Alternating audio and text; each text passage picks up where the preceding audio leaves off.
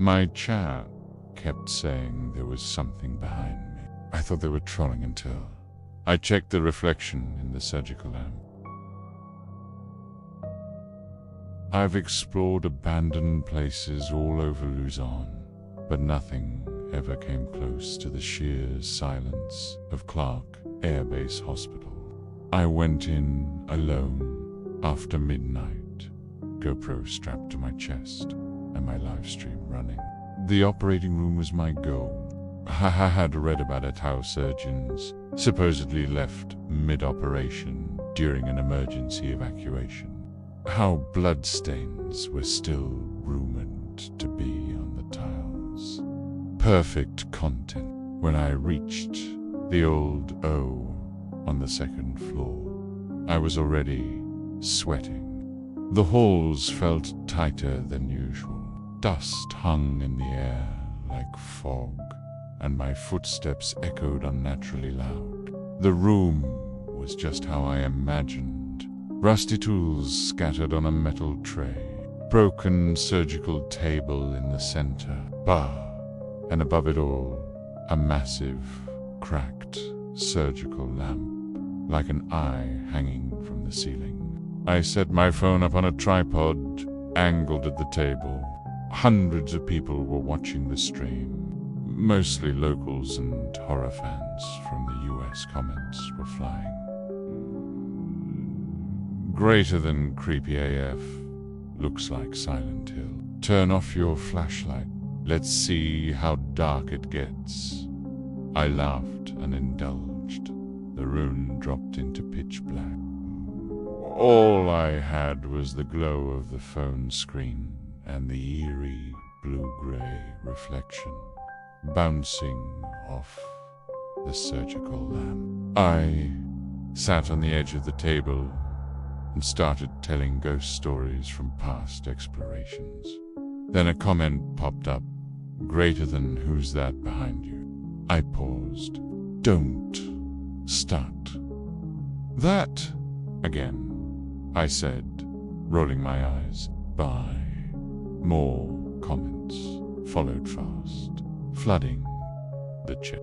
Bro behind you. Dude. Look at the reflection. It moved, WTF. That's when I looked up. The surgical lamp still hung above me, cracked, but mostly intact, polished in places, just enough to reflect what was beneath it. And in that faint reflection, I saw a figure, tall, thin, standing right behind me. I spun around instantly, knocking the tripod over. Nothing, just the cracked green wall, peeling tiles, and empty air. I panned my flashlight across the room. Nothing moved, no sounds, no wind, not even rats, just dot, dot, dot.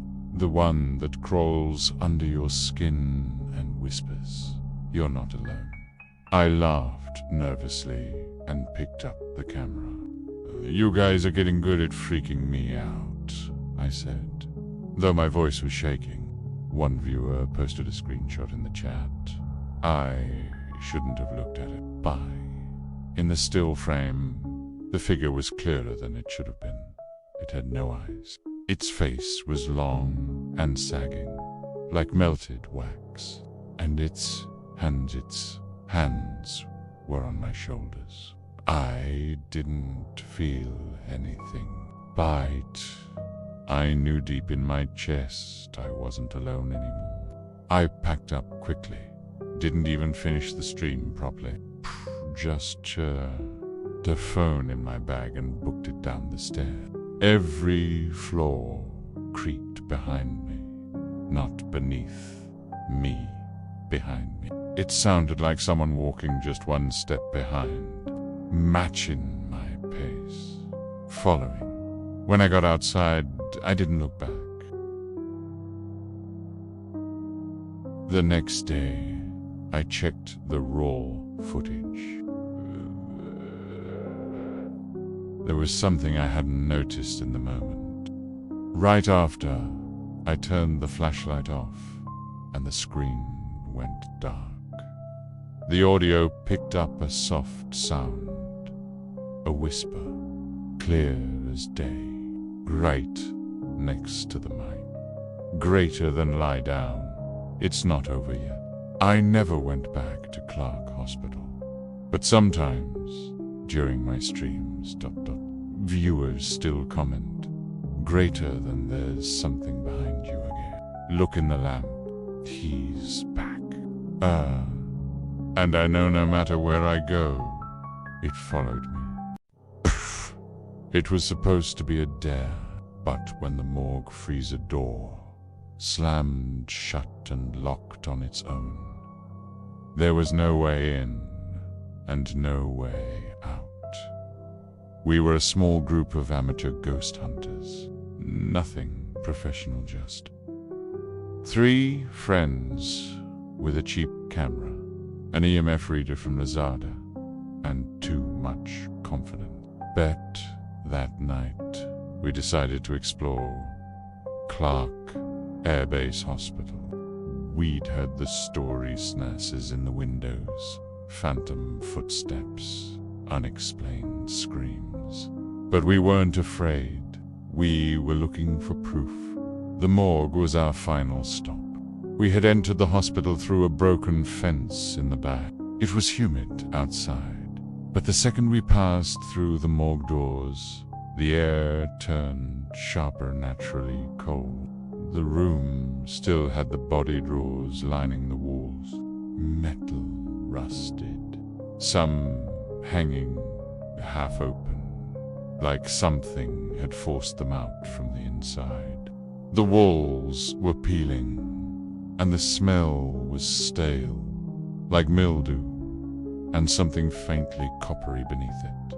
We were laughing, whispering, recording.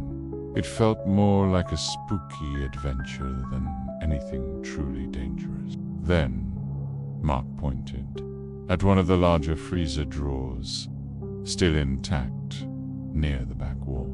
Bet you won't climb inside. I looked at him. By that thing's probably full of cockroaches.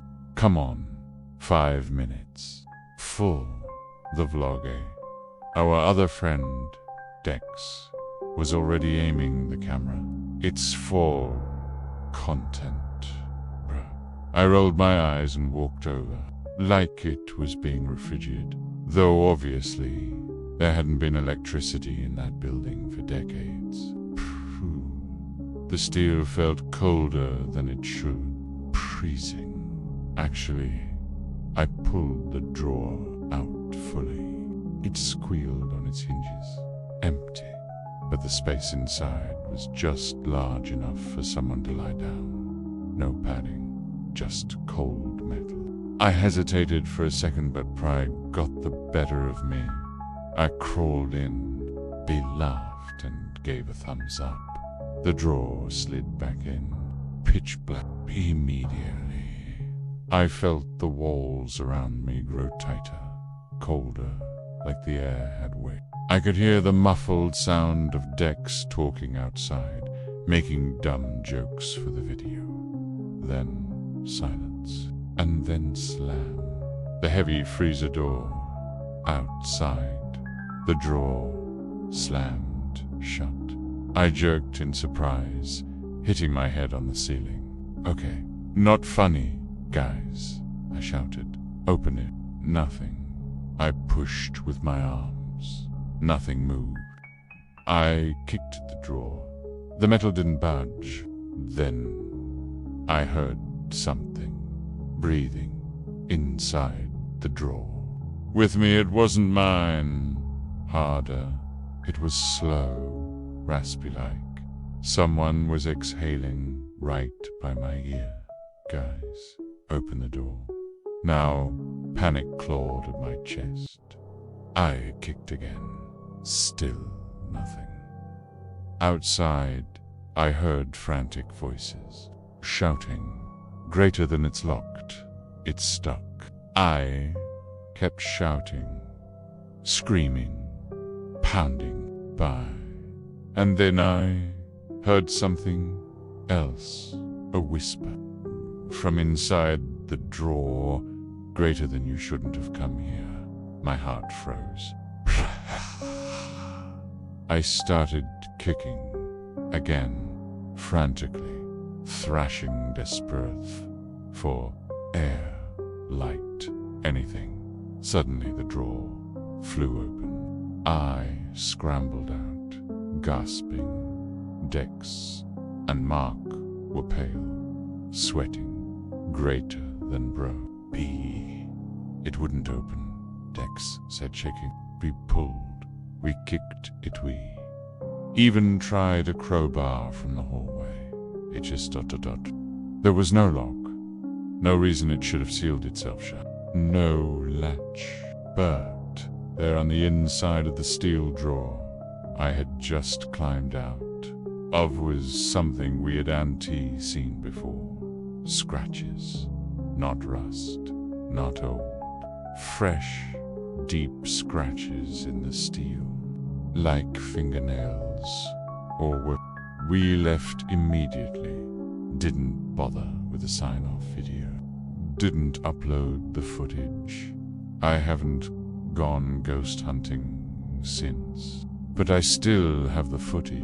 And if you pause at the moment, the drawer slams shut. For just a split second, you can see a pale hand push it closed from the inside. I was doing my third round of patrol when I saw her staring at me from the second-floor window. She looked so real until I remembered that window had been boarded up for over 10 years. I used to work night shifts as a private security guard, assigned to the old Clark Air Base Hospital in Pampanga. They say it S, one of the most haunted places in the country, and I used to laugh when people said that. Ghost stories, urban legends, overactive imaginations. That's what I believe. Poop. Until I saw her. The hospital itself is a shell of what it used to be. Graffiti everywhere, rusted gates, broken glass, collapsed ceilings. And yet, every night we were told to patrol the perimeter like anyone would actually try to break into that place. It was my second month on the job. I had just finished a cigarette behind the east wing and was circling around toward the back lot. The air was cold that night, too cold, even for December. As I turned the corner near the old emergency entrance, I glanced up Abbott, and that's when I saw her. Second floor, west wing. A woman in white, standing completely still behind one of the tall windows. She was wearing what looked like a nurse's uniform.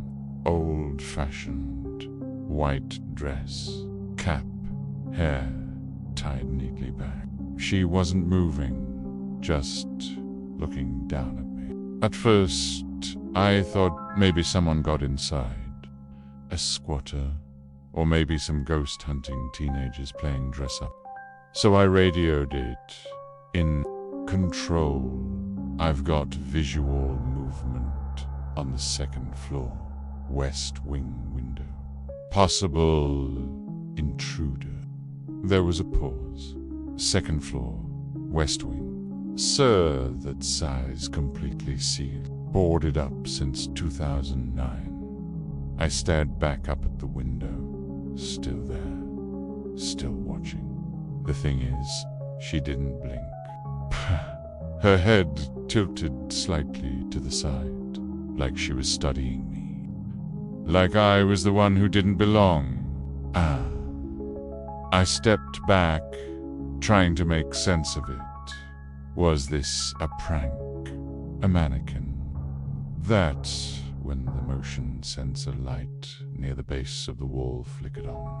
I looked down instinctively, and when I looked back up, the window was empty, gone, like she'd never been there. But I swear I heard something just barely like a breath against glass. A sigh. I didn't go inside. We're not allowed to. Places. Even if I wanted to. The place is a death trap and stable flooring. Asbestos. The works. Promitter with a chill crawling up my back. The next day, I came early and talked to the day guard. He was older, probably in his 60s, and had been working that post long before I started. I told him what I saw, expecting him to laugh or brush it off. But he didn't. Slowly, he just nodded. Second floor. West wing. Yeah? Did she have the cap? Yes. You saw her then? I waited for him to explain. He didn't give me the ghost story version. No theatrics. Just fact. Back in the 80s, there was a nurse who worked night duty when the base was still operational. She was known for being strict, cold. One night, during a bombing drill, there was confusion. Patients were evacuated too late.